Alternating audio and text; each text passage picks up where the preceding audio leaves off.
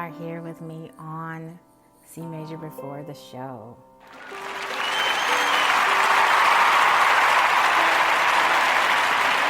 Thank you so much for joining us today. We are live. We are so live. It's Saturday. It's gorgeous. It's the last Saturday of August. I can hardly believe it. But I wanted to bring you a very special episode because we are nearing the end of August. And tomorrow is September 1st. And it's gorgeous outside. And a lot of people are on vacation, I think, this weekend. Just trying to get in that last little bit of vacation time, even if it's just for one day, right? So we have a lot to talk about today, a lot on the brain today. So I hope you'll bear with me. I've been really toying with the idea of bringing you this episode, but it's you who brought it to my attention, really. My students, the musicians that I've crossed paths with over the years, and even customers, because I used to work in sales.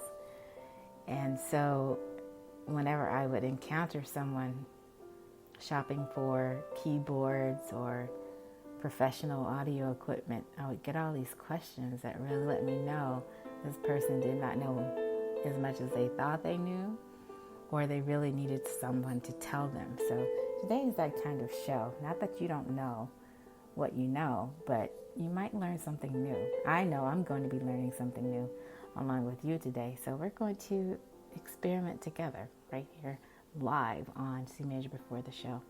Thank you for being with us. Again, it's beautiful weather. There's so many great things going on in New York.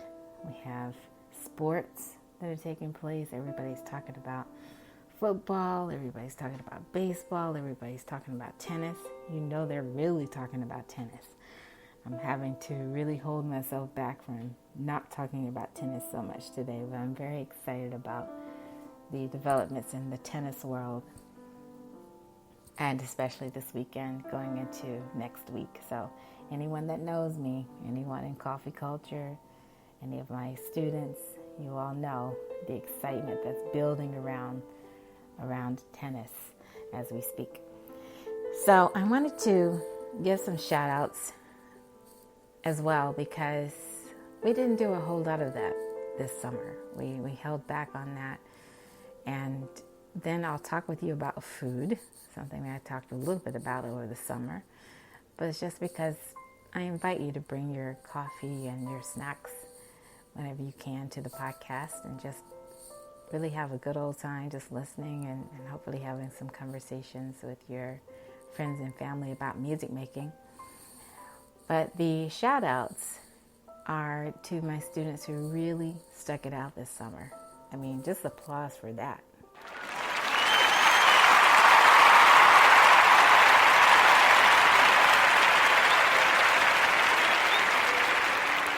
There were just a few of you, but you did stay with the idea of music making throughout the summer. And as a matter of fact, I got a personal thank you from one of the parents over the weekend that was really happy with that student's progress, saying that they thought the piano lessons really helped to stir up the interest a little bit more about music making, and they can see some of the interest starting to really blossom when it comes to music making at school as well. So that was really, really nice. Really, really nice to hear. It's always nice to get a compliment from the parents and that they appreciate you. And just a couple of very specific shout outs I have. And it really has to do with something that's happened in the last couple of weeks. And I want to give a shout out to a student who's really, really working hard at learning the music of Beethoven, learning the music of Scott Joplin, and beyond. I mean, she really put it in her mind that she was going to learn to play the classics, so to speak. And her family is really, really happy. She's had a 180-degree turnaround in her piano lessons, and we're really, really, really proud of her. I can't say more than that. Again, it was caretakers' comments that let me know that they were really, really pleased with her progress. So shout out to her.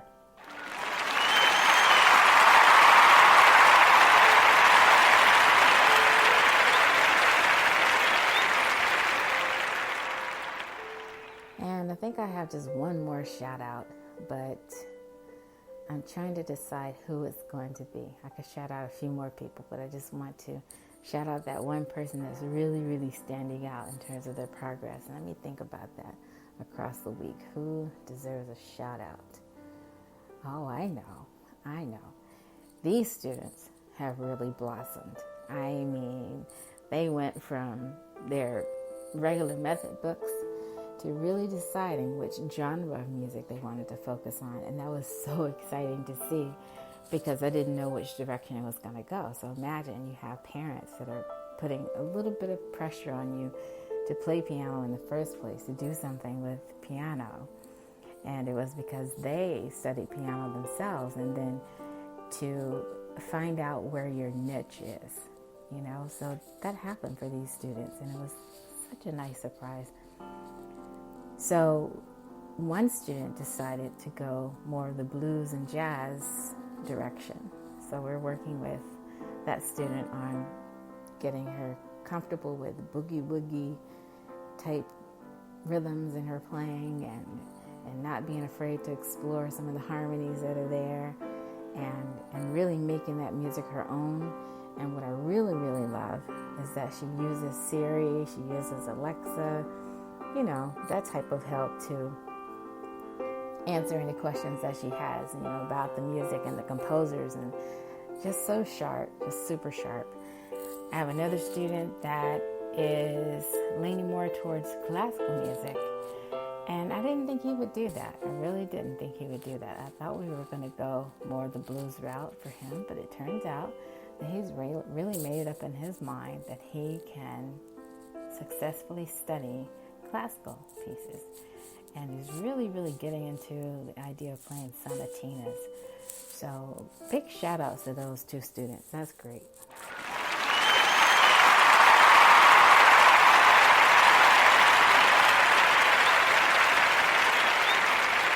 I'll leave it there for the shout outs for now because we have some other things that we didn't want to talk about. But going forward for the fall, I will be adjusting the course. Let me just say that, and I will say a little bit more about that coming up. I have a little outline in front of me, so I'm able to check off things as we go. But I really have you in mind. I wasn't sure if we would stay with chords, if we would go a different direction. But I feel like you really need this and you want this. So I still keep getting students coming to me saying, "I'm interested in the chords. I want to know the chords. I want to know the chords." And at the same time, these same students are picking up, they're lucky enough to be able to pick up music terminology at school. So they're telling me, "Oh, I understand what decrescendo is already. I understand diminuendo. I understand dynamics. I understand the language of time values. And I'm also open to learning to play by chords because I think it's fun." Sometimes learning to play melody can be hard for some students if you just aren't ready to do that. So very excited for those students, but hang on. A little bit later in the episode, we're going to talk about what's coming up for fall. Now, we're going to make a little bit of an aversion here. We're going to take a little bit of a detour and talk about food. And it's only because it's come up a couple of times. We talked about music making and wellness and eating healthy snacks. I don't even know if I mentioned that I like those little seaweed snacks. Have you ever had those? They're very thin, almost like paper thin, even thinner than paper, but they're very tasty. And I think it's also supposed to be healthy for you. We've talked about matcha tea. We've talked about, you know, drinking the tea that has the green tea leaves that are ground up into powder, and it's supposed to be really healthy for you. And I may have talked about some other snacks. I think most recently I talked about pumpkin seeds because we are in pumpkin spice season. I have to give a shout and a cheer for that.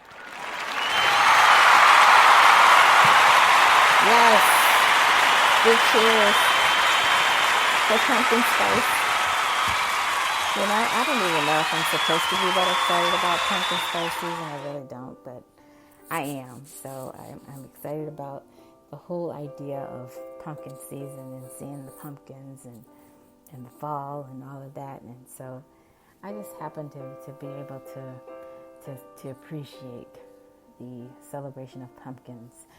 And so the food that I wanted to speak with you about really was something that I just happened upon. Let me say it that way, because whenever I get a break from teaching, I like to go to the city. So if you're listening to this podcast somewhere else other than New York, then you may not be familiar with calling New York City the city. But that's what I'm talking about. So I happened to be able to check out a couple of my favorite markets in New York. And, I don't have permission to mention them on the radio, but I will say that it was just so wonderful to see. One market has a city block, just filled with anything you could possibly want. If you are interested in cooking, let me say it that way. So I wanted to say if you're in the market for cooking, well, I don't really need to say it like that, but if you are interested in cooking, seriously, you can go to this place and it's not expensive at all. You can find exactly what you want and you can get on with the business of cooking. And so I was really, really happy to visit or revisit this place. And it's very, very famous, and it's been around for a long time. It's family owned, it's family run, and it happens to be on the Upper West Side of New York. And then also on the Upper West Side of New York is another one of my favorite markets. And I had a chance to just slide by and see what was going on. So I was really amazed. I mean, they have this thing where they do catering like all over the city. And they have several, it looks like, locations. So depending on the location, you could get free delivery within a 10-block radius, so it appears. But, I mean, just imagine. And this is stuff that I did not grow up with. I did not grow up with yogurt bowls and oatmeal bowls and home fries and things like that. We didn't have a crudité platter when I was growing up. I never even knew what that was. It took moving to the city to find out a little bit more about these types of food descriptions. Antipasto platter, a smoked fish platter. Now, I had never heard of smoked fish. I guess now if I go back to the area where I was raised and I look in the cold section for cold cuts and cold fish, I would probably see some there, but I didn't even have to look for something like that.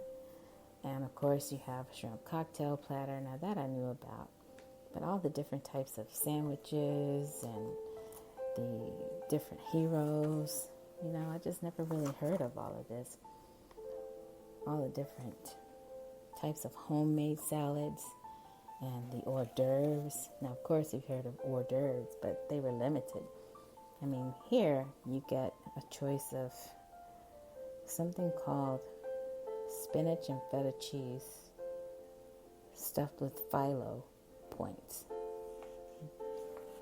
Never heard of that before. And then you have different types of lasagna and pasta, eggplant entrees. I'd heard of eggplants before, but never really knew how to prepare those. And then you get into some of your non-vegan dishes, and then you have a choice of other homemade dishes. Now, certainly this is something I did not grow up with. I did not grow up with sushi. I'm not even sure if I'd heard of sushi when I was growing up. But I did have one teacher who tried to introduce us to cultural foods. She had us make sukiyaki in class one time. And then they came out with a song called Sukiyaki. Remember that? Okay. So anyway, of course, when you go to the city, I mean, there's just so many different things for you to enjoy. And I'm always talking with my friends, my coffee culture friends, about food and snacks and things that they enjoy, beverages and so forth. So that is it on the food end. I just want to say, going forward, feel free to keep bringing your food to the podcast. You can be snacking while you're listening to the topic. And we will be making a shift in our focus. We're going to try actually to be a little bit more focused going forward. So thank you so much for staying with us. Now, that is it for our intro. What I want to do is take a little bit of a music break. I'm going to bring back, and I hope you'll stay with me for this, I'm going to bring back with me the synthesizer. So you don't want to miss it. You are listening to C Major Before the Show. Back in a moment.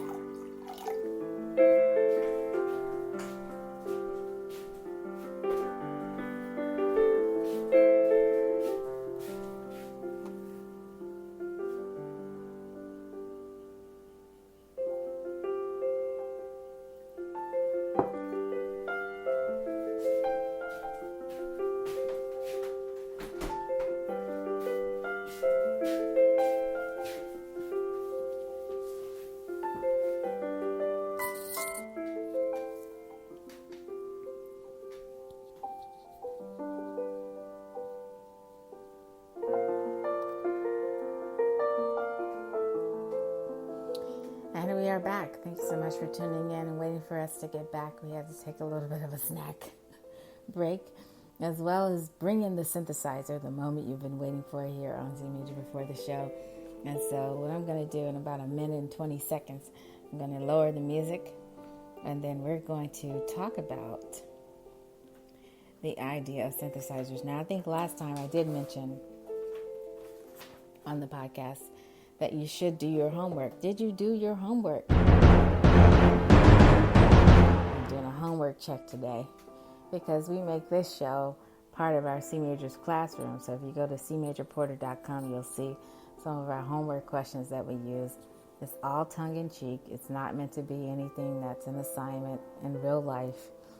As a matter of fact, we're going to can the syllabus this time around. We're not going to have a syllabus because I found out that most people really expect a syllabus to be a syllabus associated with an institution, and we're just not that. We're just on the internet. We do what we do.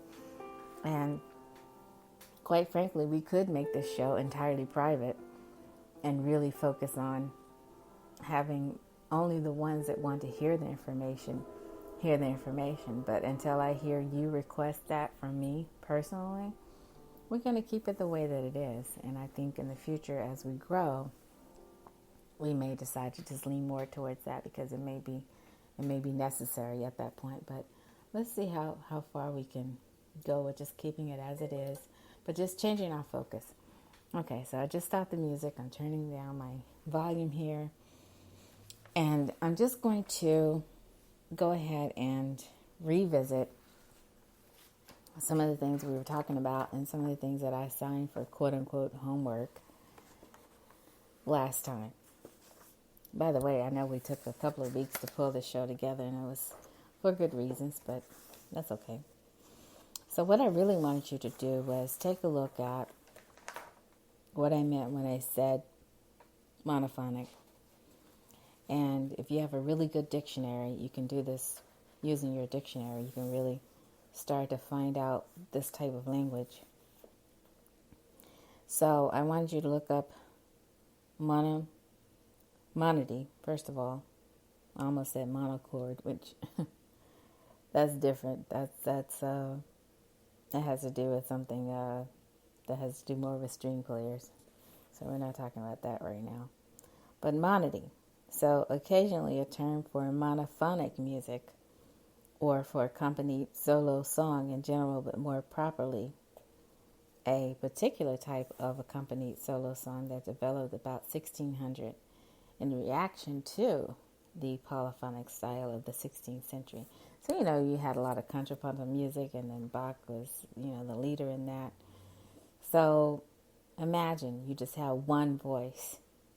And I think in the future, we also want to explore the sound, the science of sound. And I know you're thinking in your head, wow, C major really is really into words and history. And I kind of am, as much as I have some really cool music friends that I've hung out with in the past and just some cool people in general in New York, at the same time, I really kind of like to dig deep and find out the roots of some of the things that we're talking about. But some of the earliest examples of true monody were published in, and then they have a publication here, and that was around 1601. So monophonic, if you look that up, music consisting of a single melodic line without additional parts or accompaniment, as opposed to polyphony, which means basically many voices, or homophony, and then you have to go into texture. So if you're still kind of in a fog, you're like, what in the world are we talking about? I mean, just marinate on that, so to speak. Really just start to think about, okay, what could this possibly mean? Well, one way to really get the gist of it all is to get your hands on a synthesizer that demonstrates that. So we happen to have that here today, and we're going to open this up together. Now, the reason why I'm bringing it to your attention again is because you brought it to my attention. And that's when I was working on the sales floor, trying to get keyboards in the hands of people that wanted keyboards. Excuse me while I take a little sip of my apple cider. Okay, I'm done with that. So what I have in my hands is something that a lot of people really would take a look at, and they thought it's something they could buy to have piano lessons on. And, unless you really know what's going on, it's not a toy. And a lot of people are really excited about it. But see if you can get your hands on an analog ribbon synthesizer. See if you can get your hands on that. Now, I don't know how many of these are out there, but let me just look on the computer. So again, we're doing this together. And you're probably wondering in your head, scratching your head, what in the world does this have to do with chords? You're going to see. Okay, so just stay with me, if you can.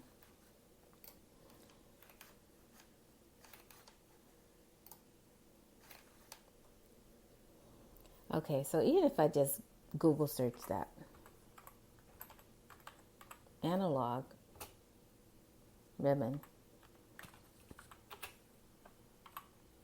synthesizer. Now I'm going to just Google search it two different ways. So analog ribbon synthesizer. And, one particular company that's associated with that comes up. Okay, so maybe they have the monopoly on something like this. I don't know. But if I click on Pocket Analog Synth, let's see if something else comes up. Then we start to get to more variety in terms of the brands that are doing this. Now, what I love is that you can go to Rolling Stone magazine and let's click on that, as a matter of fact, and hopefully the article shows. Oh, this is interesting. They're saying that company didn't invent the pocket synth. Well,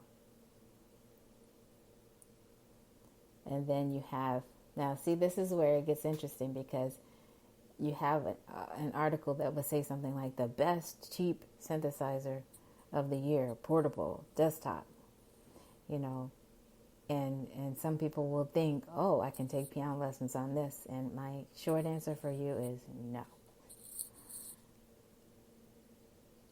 So the fact that it still remains affordable, though, here in 2019 is key. A fine analog monosynth that's both compact and affordable. And then people also ask, as it says, what's the best analog synthesizer? What's the best cheap synthesizer? What is a pocket synthesizer?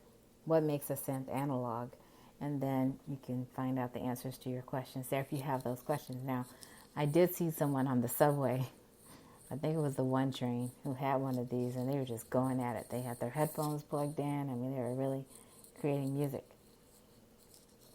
And then you have these magazines. And don't forget, the audio engineering show is coming up.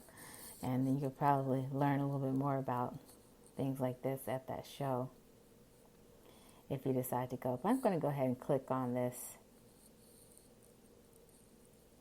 Ooh, I don't know what to click on. There's so many good things. You even have an article that was written last year that talks about the rise of the pocket synthesizer. So, but I'm going to go ahead and click on Rolling Stone. Best synthesizers to buy for under $200. So let's click on that and see what it says. Okay. So they give you a list of their favorite synths. You know, and it doesn't have to even be something that looks like a keyboard. And I think I mentioned in the promos and the previews for today's show that, you know, I said something about that, about, you know, how here we are still in the 21st century and we have an old-fashioned design for a lot of the digital products that are out there, cosmetically speaking. Okay, but by definition, okay, write this down, a synthesizer isn't the keyboard-looking thing with knobs and dials that makes UFO sounds. It includes that sort of thing, but in its simplest form, a synthesizer is an electronic instrument that creates and also modifies sounds from electronic signals. And I think that's what gets people so excited. I just remember the look on the faces of some of the customers that would come in and they've listened to music of the 80s and they want to replicate that, or they want to know how that sound was made. And their eyes just light up because they know they're going to have a chance to go on this instrument in the store and create all of these amazing sounds. You have an infinite number of possibilities.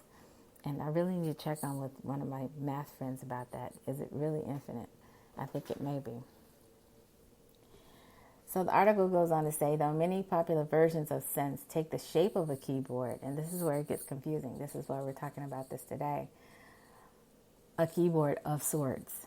They don't have to fit this form to still function as a synth. In fact, one of our picks more closely resembles your grade school calculator than it does a traditional keyboard. So I would say, you know, safe to say what I have right here in my hands could be about the size of a calculator. So this is what I love here. It goes on to tell you a little bit about the history. Originally created in the late 1800s in a much different form, the popular version of the synth debuted in the 1960s thanks to a man named Moog. And you do pronounce it M-O-O-G, Moog. I hear people insist on pronouncing it Moog. And correct me if I'm wrong, but I believe the correct pronunciation is Moog. Like, use the long O in the pronunciation of this person's last name. While the original was created by Bob Moog at the request of composer Herb Dutch. I think that's how you say his name. the Moog for the masses didn't hit until 1971 with the advent of the Moog, Mini Moog. Now, I also heard too that, the lady who used to play that, what's the thing where you kind of play your fingers in the air and you can make music that way too. It sounds like a human voice. You guys know what I'm talking about. But I heard that she had something to do with Mr. Moog as well. That maybe he created something that was better for her as a performer. But apparently he did a lot of great things. Finally, in a semi-portable package, any musician could use the Moog's mini oscillators. I love that word, oscillators, and filters to warp and crank vibrations to make all sorts of weird sounds. Now, why would anybody want to do that, if you're asking? Well, let me tell you something, because in the 1980s and the 90s, but especially the 80s, oh my gosh, really, I would say late 70s, I heard some of the greatest synth sounds ever on the radio, because I was listening to Parliament Funkadelic. I was listening to Cameo. I was listening to Jump. That's the name of the song, not the name of the group. And all these big 80s bands and just to hear what they were doing with the sounds and really creating something original that would make that a signature sound for that particular band. It was just amazing. The funny thing was, I never had a desire to learn to play those lines, and I wasn't even curious enough to want to know where's the sound coming from. I just know I heard it. I don't even know where I thought the sound was coming from, maybe a computer or something. But to later in life, after you step away from classical music and you go into other genres and other ways of creating music, you start to realize, oh, that's how it's done. And anyone today can go on YouTube, and there are many, many lessons on YouTube that will tell you how to recreate those sounds, some of your favorite sounds. And it's fascinating to do that. But here we are. Nearly 50 years later, the synth can be found in popular songs, everything from Stevie Wonder's Superstition to just about everything.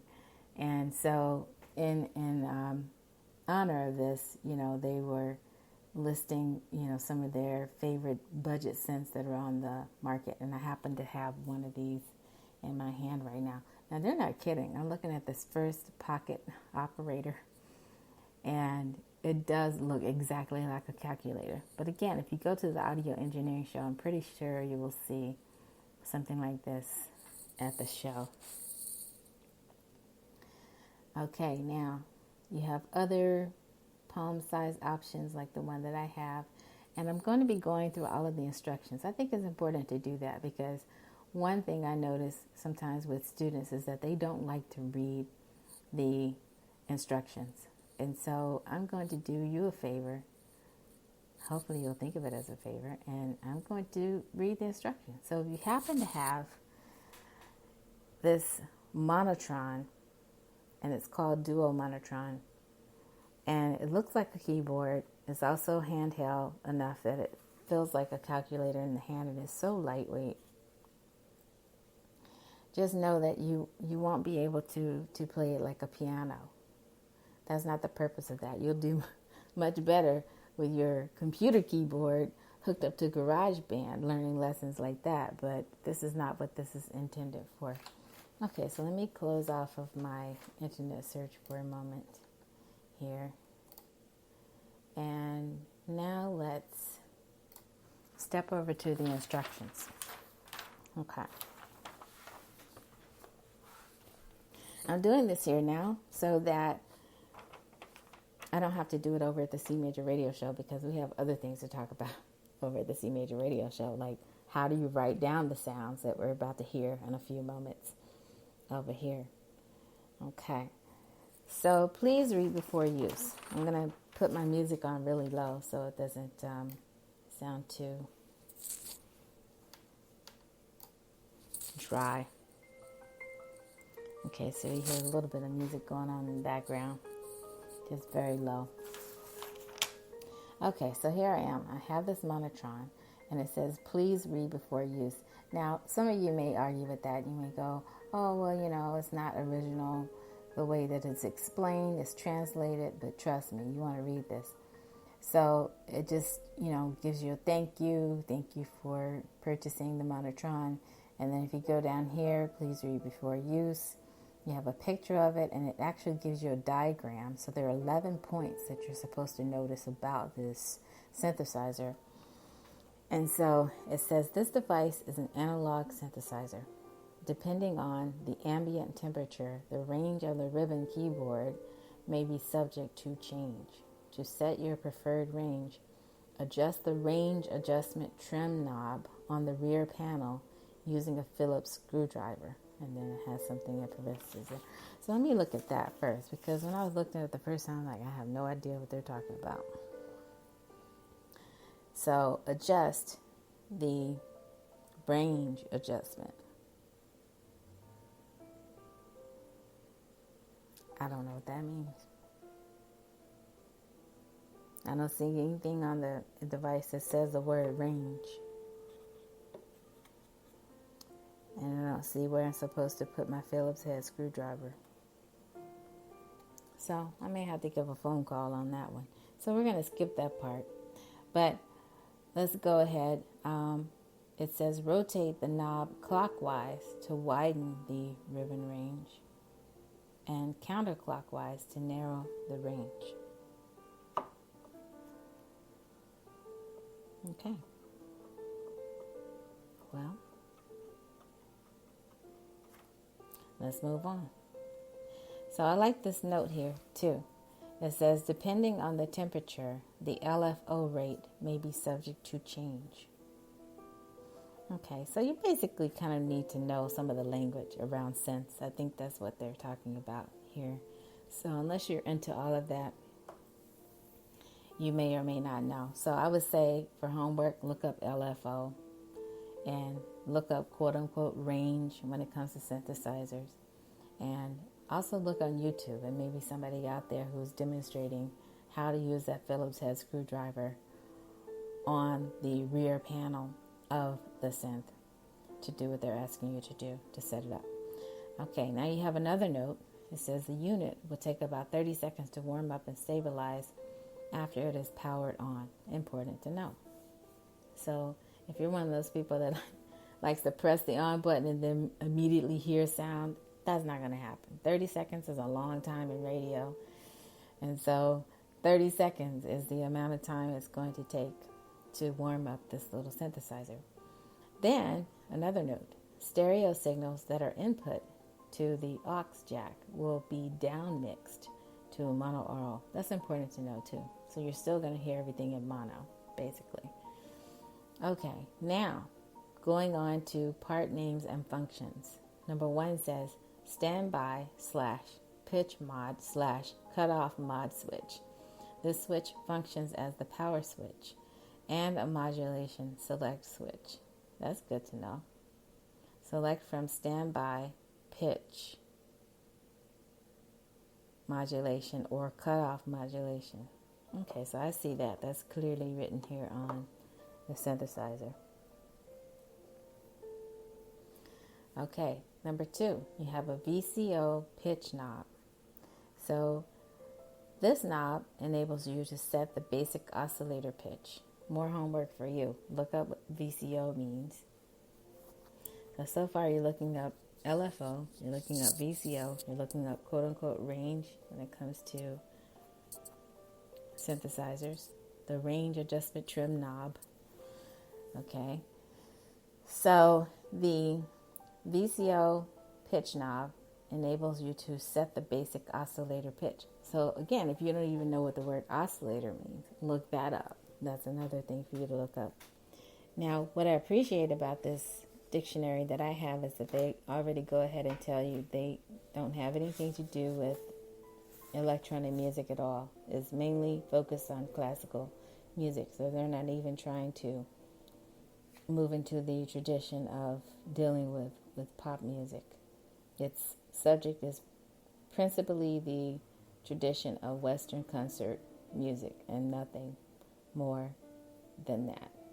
But they do acknowledge other traditions. So So you just have to look this up on your own. Okay, LFO rate knob. The knob enables you to set the LFO rate. Ribbon keyboard. Press with your fingers to play sounds. So that's the actual keyboard. Now it's so cute. It looks like a keyboard, but it doesn't have any weight to it. You just have to press. And I imagine if you took a Phillips head screwdriver or anything else and opened this up completely, you would start to see what the insides look like. So I've seen that on YouTube where somebody just takes a keyboard apart because they want to see how the electronics work on the inside. Okay, now LFO INT period knob. This knob enables you to set the intensity of the modulation effect. Okay, so INT period stands for intensity. Then you have a VCF cutoff knob. This knob enables you to set the cutoff frequency of the filter. VCF peak knob. Turn this knob clockwise to emphasize the cutoff frequency. Range adjustment trim knob. This knob enables you to adjust the range of the ribbon keyboard. Okay, so VCF is here. Okay, and VCF peak, and then range adjustment trim knob. And that's where I get lost. I don't know where that is.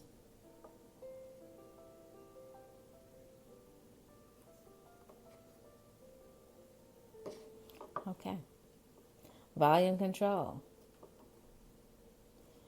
This control enables you to adjust the volume level of the signal output to the speakers and the headphone jack. So in a minute, you're going to hear me hook this up to my speaker. I'm going to stop the music, and you're going to hear an amplification of sorts.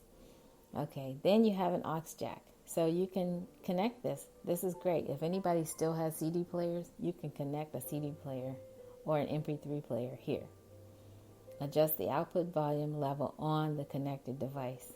That's interesting to know. I was just talking with one of my students today. She's only in her teens, mid-teens, and she actually has a CD player with CDs, but that's thanks to her parents. And then the other couple of students I was talking with about CDs, they had no idea what I was talking about. They're like, no, we don't know what that is. So, okay. Headphone jack, stereo. Connect your headphones here. Adjust the headphone volume level using the volume control.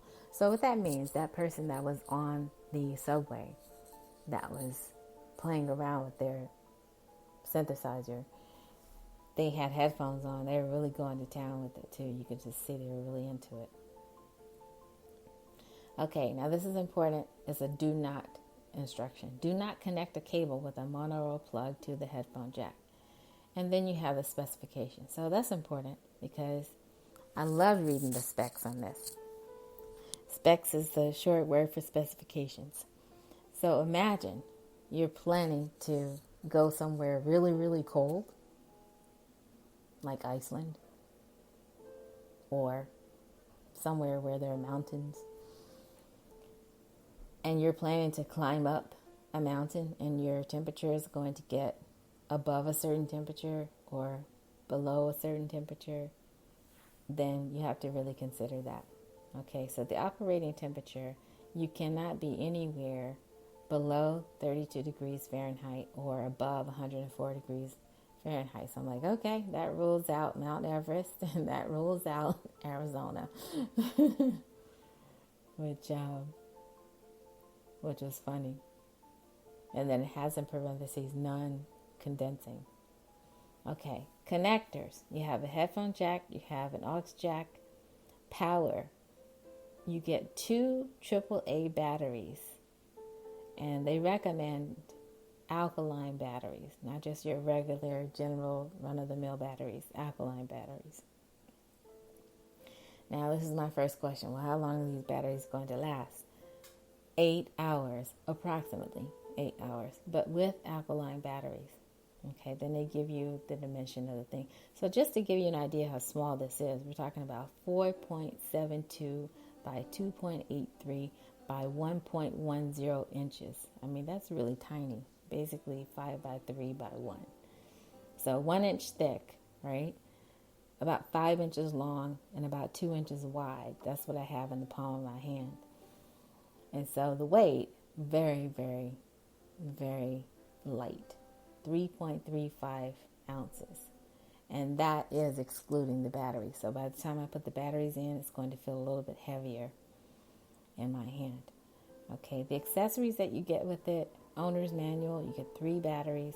You get 2 batteries, 2 AAA batteries, which is good. At least they give you that. So the first 8 hours of operation are on them, on the company. Then specifications and appearance are subject to change without notice for improvement. I like that too. They're basically saying, okay, the manufacturer can change their mind, or you may see the packaging look different or something. That's on them, and it really has to do with, I guess, the information that they're getting, that they should do that. Okay, precautions. I like this. It says, location. Using the unit in the following locations can result in a malfunction. In other words, boys and girls, do not take this to the beach. No direct sunlight allowed, because it could affect the way that the unit is functioning. So if you're thinking, oh, I'm just taking my analog ribbon synthesizer to the beach, to the Jersey Shore, you really can't do that. Or you're not supposed to do that unless you're doing it with the help of an umbrella, maybe. So indirect sunlight, locations of extreme temperature or humidity. So you cannot take this to New Orleans. Don't even try. Don't take it to Louisiana or Mississippi or places where the humidity is 100%. Just don't do it. I'm just kidding. I had to play my laugh sound there. But think about that. You know, if you have one, and I'm sure they sell them down there, by the way. If you have one and it's not functioning properly, it could have something to do with the extreme temperature. Okay, now, I like this one. Excessively dusty or dirty locations. That could mean anything. That could mean a basement that's excessively dusty, or it could mean New Mexico. I don't know. I mean, if you're in a place where there's a lot of dust and dirt, then it's going to affect the function of the synthesizer. Don't take it to a monster truck. I can't get it out. A monster truck presentation. I don't know. No, a rodeo. I don't know. I'm just having fun, guys. Okay. Now, I like this one. First thing I thought of when I read this, locations of excessive vibration. Okay, you can't take this to a club. You cannot take this to a place where they're playing house music or any big DJ functions.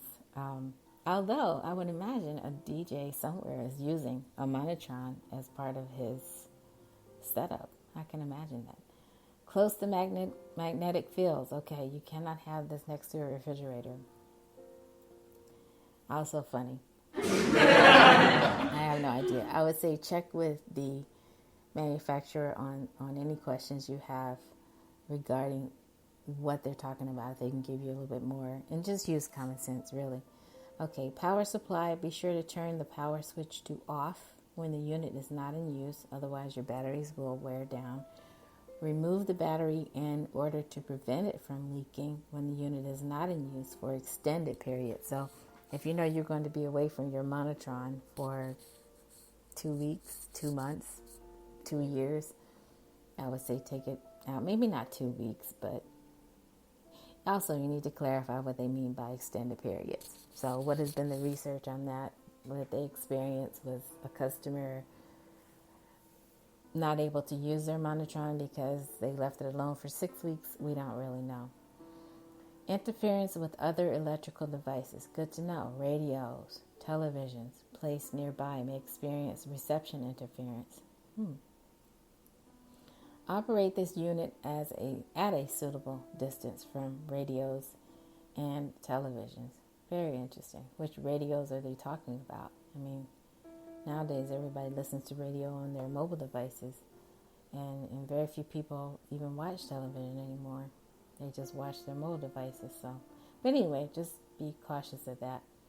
Okay, handling. To avoid breakage, do not apply excessive force to the switches or control. So if you're heavy-handed on this, You just don't want to press on too heavily or it might just retract or something. And then care. If the exterior becomes dirty, wipe it with a clean, dry cloth. Do not use liquid cleansers or cleaners such as benzene or thinner or cleaning compounds or flammable polishes. And then they say, keep this manual. After reading this manual, please keep it for later reference. Keeping foreign matter out of your equipment. Never set any container with liquid in it near this equipment. If liquid gets into the equipment, it could cause a breakdown, fire, or electrical shock. Be careful not to let metal objects get into the equipment. Okay, I guess short of using your Phillips head screwdriver, just don't put any objects like hairpins or anything like that in it. Okay. And then you have other things, that are they really have to do with the FCC, other notices for consumers trying to discard it, and the product, and just cautioning you to dispose of it in the correct manner. So I would say take it back to your either send it back to the manufacturer or take it to your local retailer and just tell them, look, I'm tired of this. I want to get rid of it, and just give it to them. They'll take care of it. So you can read further, but I think we pretty much read everything we need to know to turn this thing on. So let's do that. The first thing I'm going to do is unwrap my batteries. We've just been reading the instructions for getting our synthesizer set up. You're listening to a C major before the show. I'm just going to take a little bit of an apple cider break, and then I'm going to come back and we're going to put the batteries in and see what we get. Okay, back in a moment.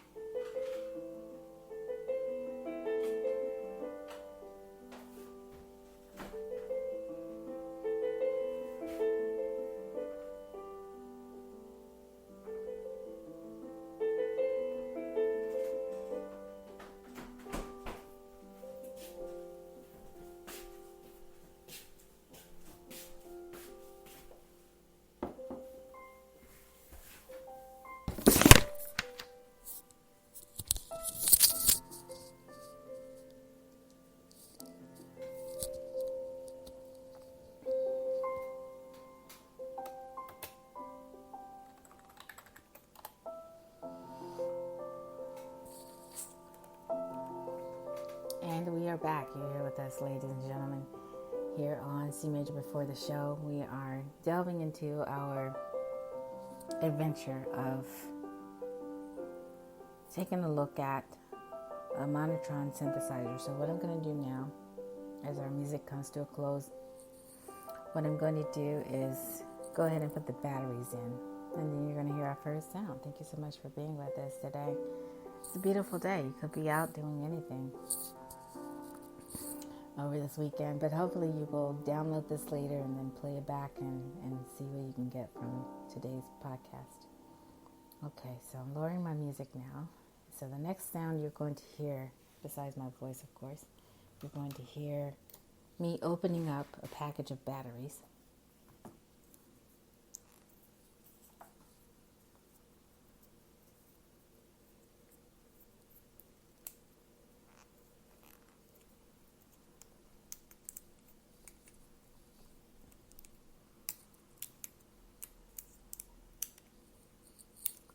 Not as easy to get into as I thought. Maybe I need scissors. Skizzers.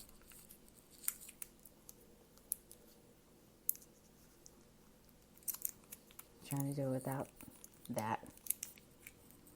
Just pull them out of the packaging. Good thing I don't have razor sharp nails like some of today's artists. Of course, why would I have that? I'm a pianist, so why would I have that? Okay, so just know this may be a delay for you if you're trying to get into the battery pack without scissors or some sort of sharp edge to cut into the battery packaging. It's almost like open up a really hard piece of candy to open up. Okay, I think we're making some progress here. I think I'm just going to squeeze it out. Oh, there we go. Okay. I think I need an applause for that.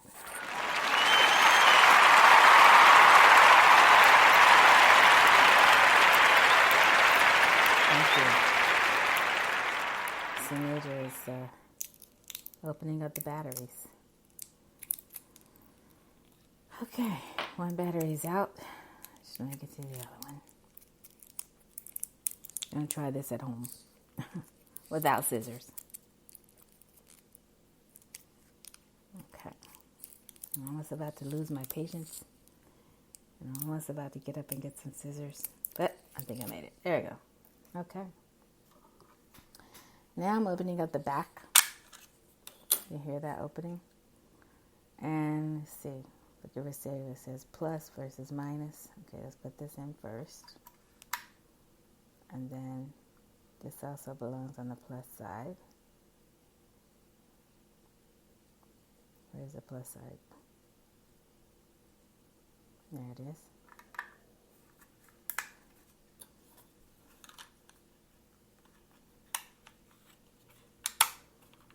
Okay, by the way, I'm not endorsing this product. I mean, I don't want you to think, oh, C Major is being paid to do this. No, it's not that. It's really trying to bring something here. That was a real question. Can you take piano lessons on the synthesizer? So it's almost like the will it float question. Okay, so we have the batteries in. Now I'm going to press on. It's a red button on the back. I'm pretty sure that's the on button.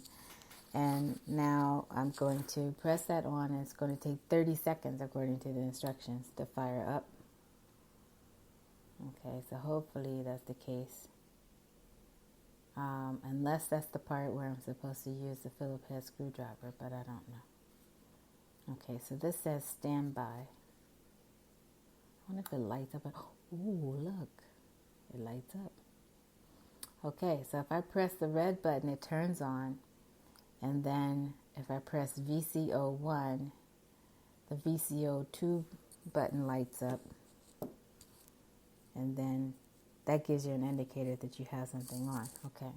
All right, now I'm going to do when I looked at YouTube the first time to see what the synthesizer was all about, the person just said, just start playing around with it. You'll figure it out. Okay, so we're going to do just that. Okay, so now I'm pressing the keyboard part. Okay, so I'm seeing that the pitch light is starting to shake a little bit. So I think what you can do is you can press VCO1. Okay.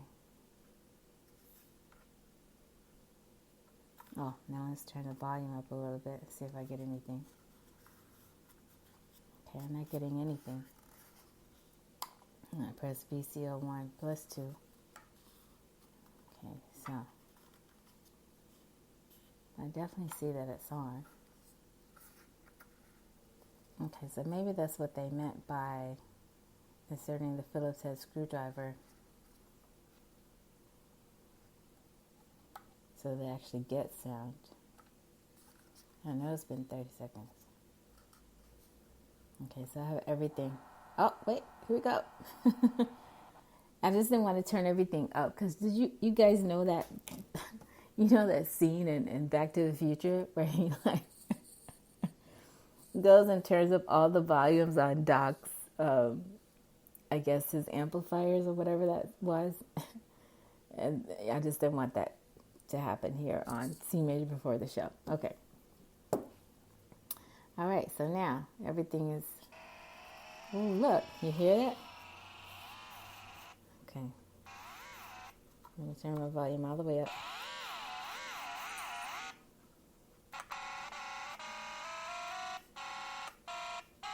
Okay, now here's the good news. Let's say if you wanted to play, a C and then go to an E and then go to a G, you can do that.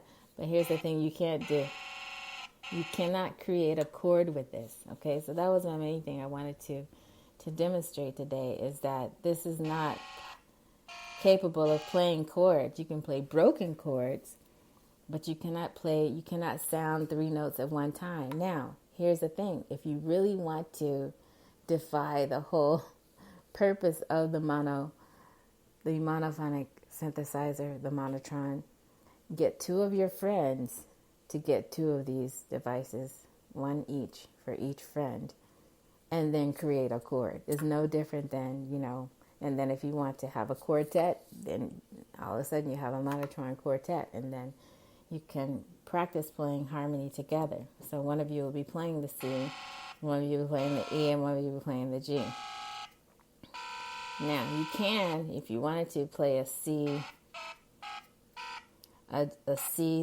chord on this. Okay, so you hear a C major 7 chord too. Okay, so it's possible to play individual notes. So the question is, can you play chords on a monotron analog ribbon synthesizer? The answer is no. We just proved that.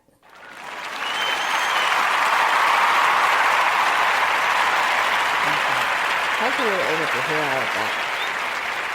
But it's possible to get your own sound. So if you want to just find out how to, I used to have,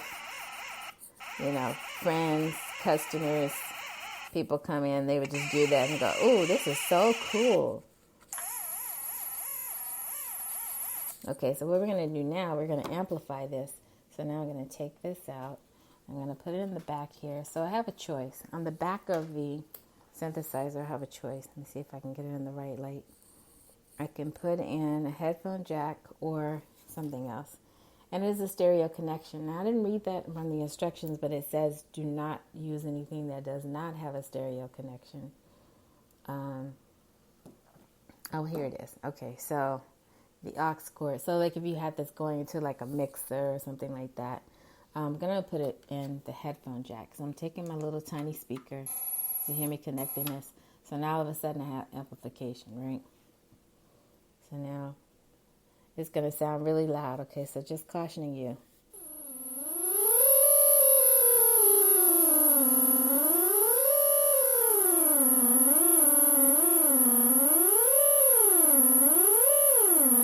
So that's really cool. So imagine that, you've been tasked with finding an original sound for your band.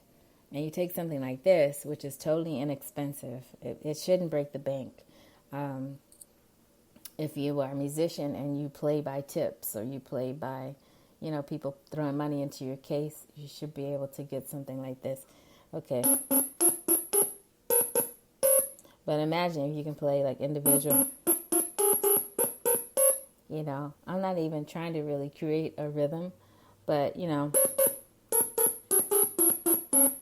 so, I mean, it's a little bit different than trying to play like a bass synthesizer or something like that, where, you actually had people that knew what they were doing in the sound and they knew how to tweak the different sounds.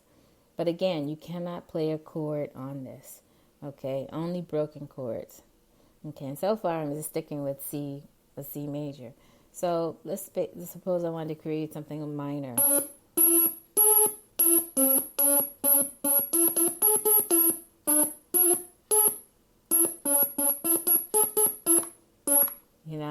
So imagine you had something. You're like, oh, let me add a sound in here into the band, or if you just press it and held it.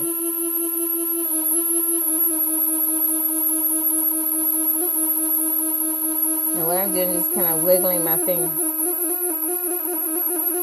Now, what you can do trills to this. It looks like all I did was press down and just started wiggling my finger. So right now I have it on VCO1. I have a VCO1 plus 2. I wonder what happens if I press just VCO1 now and go back to VCO1. Okay, so now you see you're getting a different effect.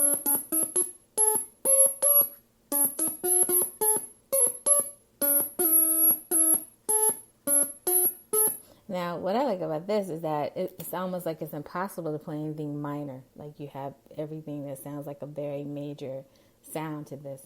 I'm not going to tweak any more knobs, but right now I have pitch, I'll say 3/4 of the way up. The X mod intensity, I think that's the word it stands for, INT, about 3/4 of the way up. I have VCO2 about halfway. It's lit up as red, and then I have cutoff pretty much all the way max, and then peak pretty much all the way max. So that's how I have it set. And then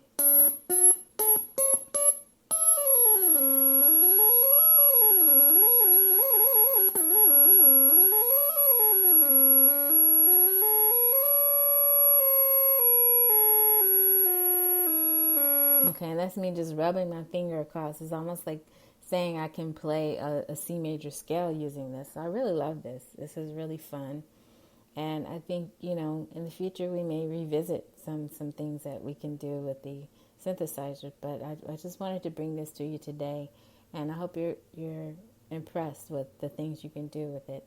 So have fun with your music making. When I say on the show, make the best music you can make, I really do mean that. I mean, it may be by synthesizers, it may be by something else, but really try to find what works for you. And if you're into chords, there's just a whole another world out there when it comes to chords. It really depends on how you want to use it. I listened to a podcast this morning prior to this one, and they were talking about pedals. It was mostly intended for guitars. So that's where, I was reminded of what happened in Back to the Future, the movie, with the guitar scene. But, what I liked what they were saying was they were talking about, and I brought rhythms to the podcast a couple of weeks ago, but using a separate rhythm device, but I'm looking into another device to use with my students and or at least to recommend to my students. And so I liked what they were saying in the interview. They were saying, chords and other things like pedals that you can hook up to instruments for effects. I mean, really think of it as a spice rack. And I never thought about it that way. I just thought, you can think of chords as kind of like your own personal spice rack. And you may like your sound to have a certain particular sound, but you don't want to overspice it with that sound. So it may or may not work as the perfect analogy, but I got it. I got their meaning. So who knows? We may decide to use this along with chord playing. When I said synthesizers and chords for today's episode, I didn't mean I would actually be at the keyboard playing chords along with the synth, but I just wanted to demonstrate to you the possibility of playing chords on something like this. So just know that you can play broken chords to some degree on something like this, but it's very limited, and I described to you all of the dimensions of the unit. Thank you so much for being with us today. It's been great fun, And now I'm going to turn off my synthesizer and put it to the side. So I'm going to turn on my connection here. Give me one moment and turn up my music and talk with you about what's coming up for next week.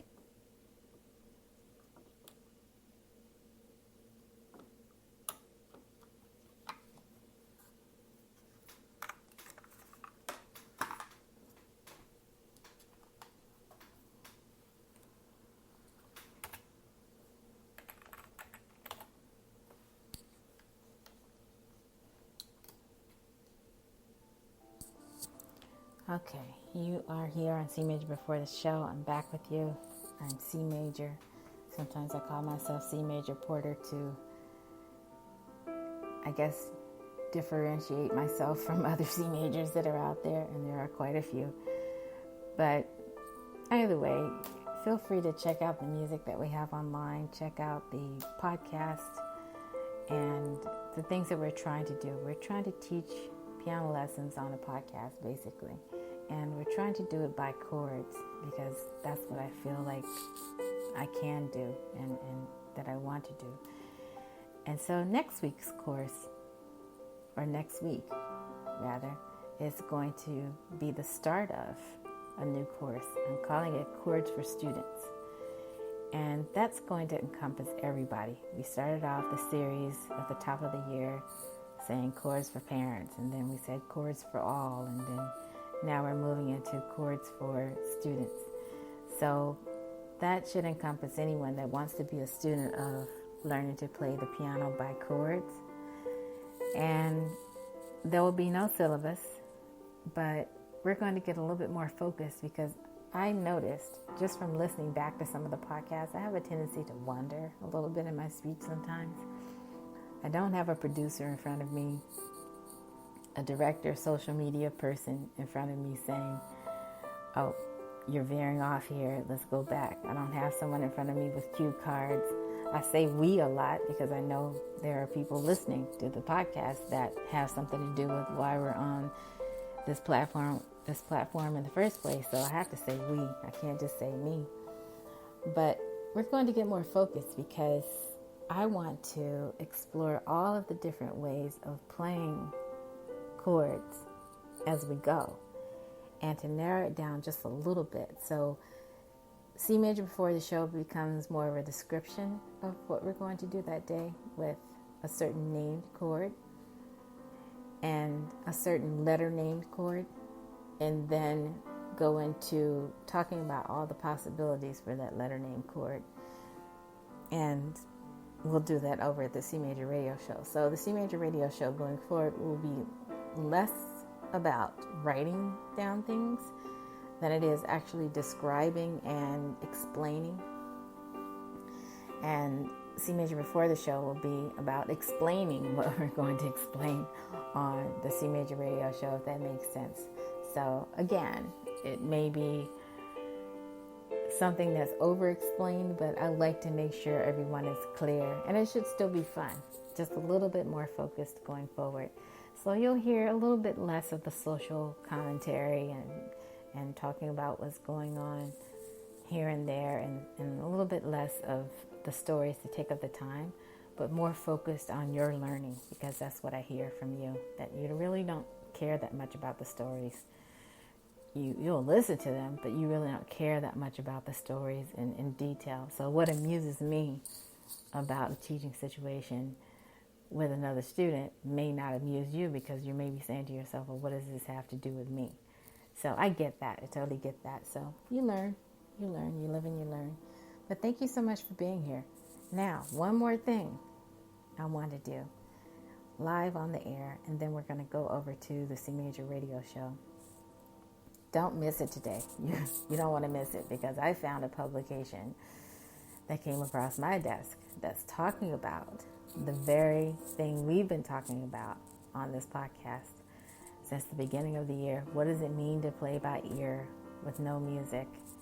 And what does it mean to play by chords? So no paper music in front of you. You're really playing music from your head to the piano first, and then may or may not be writing it down. So we're going to bring to you that that information that came across our desk, and we're going to talk more about also how to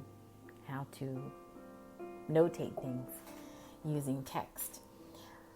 But for today's podcast, we're also going to talk about over there, how would you notate some of the sounds that you heard me play over here?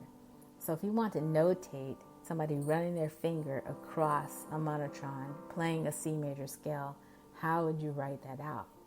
Because you're not playing each individual note. How would that look in notation? So we're going to take a look at that today. I'm excited about that. Before I leave you today, though, I do want to bring out one more example of monophonic playing. And this has to do with a really old-fashioned way of playing. The reason why, again, is because of you. You're telling me that a lot of your first-time music-making experience has to do with playing this particular instrument. So you're going to be really amazed. I'm going to open it right in front of you. Again, I found it drastically reduced. It cost me so little money that I couldn't resist it. And I said, the first thing I need to do is bring it to the podcast and talk with my internet students about this and to share it with you. So let me bring that. I'll be back in a moment. You're listening to C Major Before the Show. Thank you.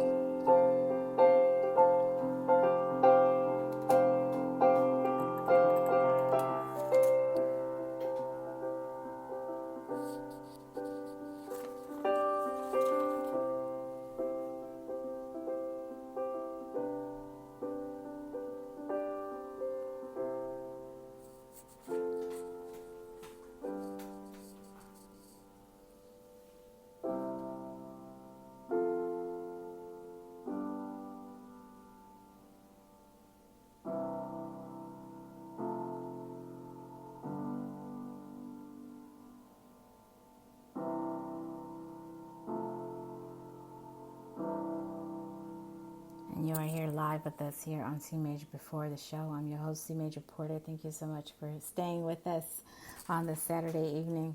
It's an early evening, and I know what you're going to be doing later because I'll be doing the same thing, watching a very special tennis match because we are witnessing a very special weekend in tennis. That's all I'm going to say.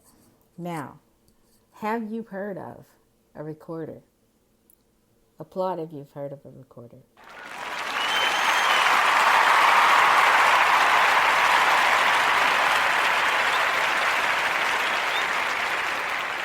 And if you haven't heard of a recorder, look it up. I'm sure that you have.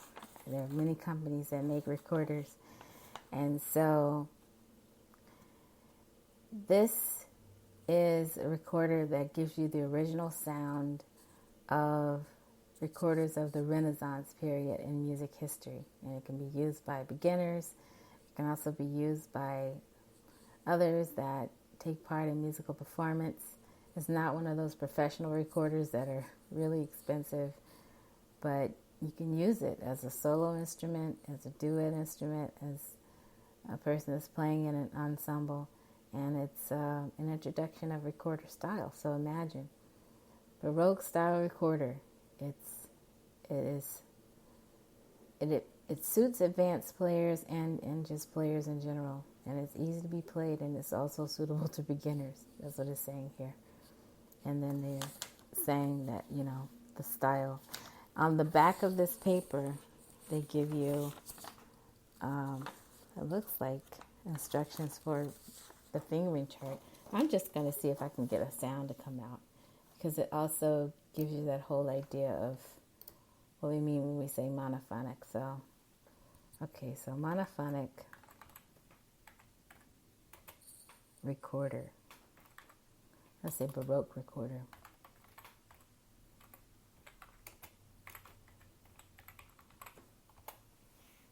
And the reason I'm bringing this up again, because you're telling me this is one of the first instruments that you played that brought you into music making in the first place, and then you wanted to go on from there. Maybe you heard somebody accompanying somebody playing recorder. But the recorder, if you look online, the recorder is a woodwind musical instrument, and it just talks a little bit about the history of where it was introduced. And then it just says it's a monophonic example of an instrument. Okay? So the way to choose a recorder, that's also here too. And, who knows? You may be in the market for a recorder for school. If you're a parent and you're looking for something to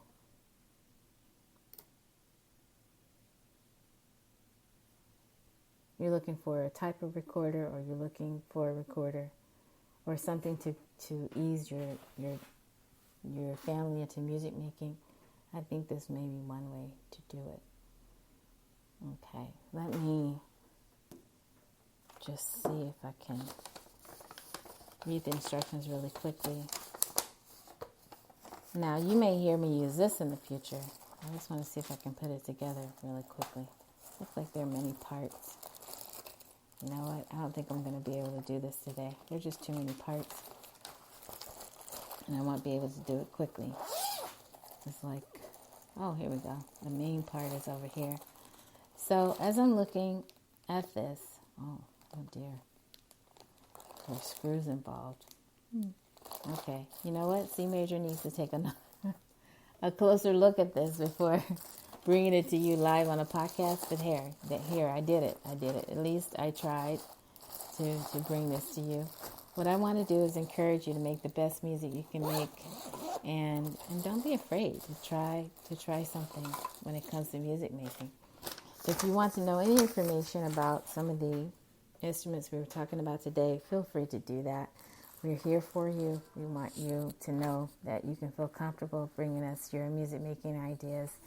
And we'll do the same. We'll try to bring you information that is coming across our desk and trust you with it as we are trying to make this about you and not just about C major, the artist. So I know in the past I kind of got my feelings, I was all up in my feelings at one point, to use today's term. And somebody was saying, you really could use a different way of focusing when it comes to music. And I thought, okay, let me see if I could do that. So here I am, and I'm on this podcast, but I really want to make it all about you and what you're trying to do with your music making. So good luck to you. Best wishes for the fall. Oh my goodness. Next time we see you is going to be September here on C Major Before the Show. Don't forget to tune in this evening. In a few moments, we will be live over at the C Major Radio Show. We want to see you over there as well, and to have some fun talking with us about what it means to play by ear and to play by chords. You're going to be really amazed. We're finding this out together. It came across my desk today, and so I just couldn't help but think, how timely is this really to bring you this information? And it's going to be live. We're going to see you a little bit later on this evening, but before the tennis match. Okay, take care, everybody. I'll see you guys next week.